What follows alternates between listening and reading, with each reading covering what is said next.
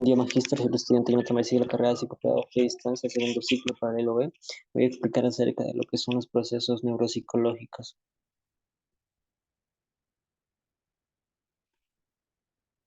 Los sistemas de la lectura. Es bien sabido que intervienen tres sistemas en el proceso de la lectura. El sistema ortográfico, el cual se basa en el procedimiento visual de texto escrito, reconoce los símbolos ortográficos, los grafemas lingüísticos, alfabetos de símbolos y letras abstractas y arbitrarias, cuya distinción requiere un sistema visual sensitivo ubicado en la corteza visual del lóbulo occipital.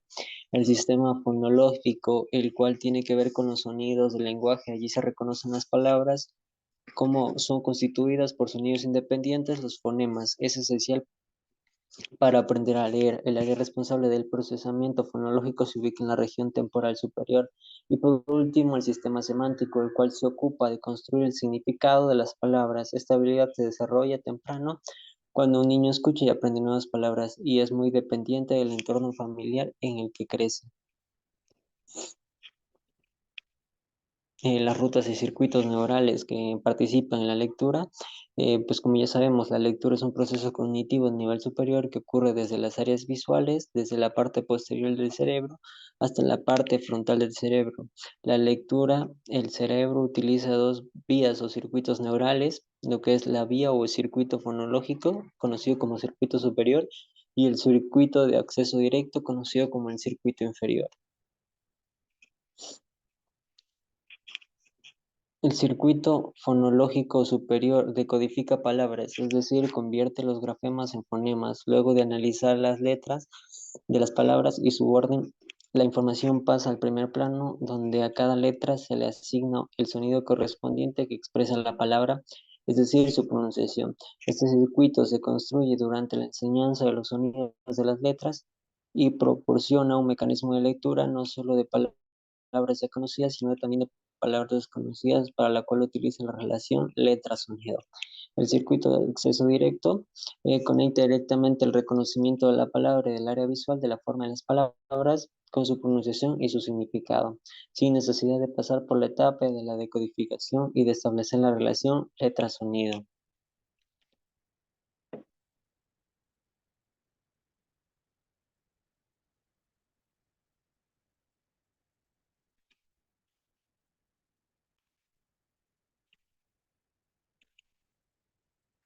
Las estrategias de lectura complementarias se conocen estrategias de aproximaciones pedagógicas ampliamente usadas en ciertas situaciones para complementar los modelos básicos de la lectura. Tenemos dos en cuestiones, la estrategia de la lectura compartida y de la lectura guiada. En la lectura compartida, los niños leen el mismo texto con el profesor al mismo tiempo que el maestro hace preguntas que apuntan las habilidades observadas en los niños. El significado de las palabras se suele utilizar para lograr que un niño lea un texto específico, desarrolle fluidez verbal y vocabulario, a su vez conciencia gráfica y fonológica. La estrategia de lectura guiada se usa en grupos pequeños para animar al niño a leer por su cuenta un texto determinado. El profesor escucha lo que lee y ayuda si es necesario. Las rutas neurales de la escritura. Las rutas neurales de la escritura son las mismas que intervienen en la lectura. La escritura se realiza en sentido inverso, de la parte frontal auditiva a la parte posterior, al área visual, es decir, de audición a visión, mientras que el resultado de la lectura es la pronunciación de la palabra, en el proceso de la escritura es la forma visual de la palabra. La escritura requiere la utilización de todas las estructuras cerebrales funcionando de manera conjunta y coordinada, estructuras asociadas al pensamiento, al lenguaje y a la memoria.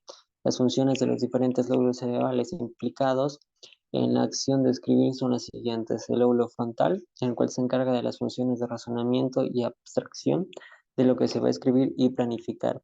El lóbulo temporal, la discriminación gráfico-fonológica, que se trata de identificar cada sonido con la letra que le corresponde. El lóbulo parietal, que es la coordinación óptulo-manual para dar lugar al escrito. Y el lóbulo occipital, que es el reconocimiento de las diferentes letras escritas.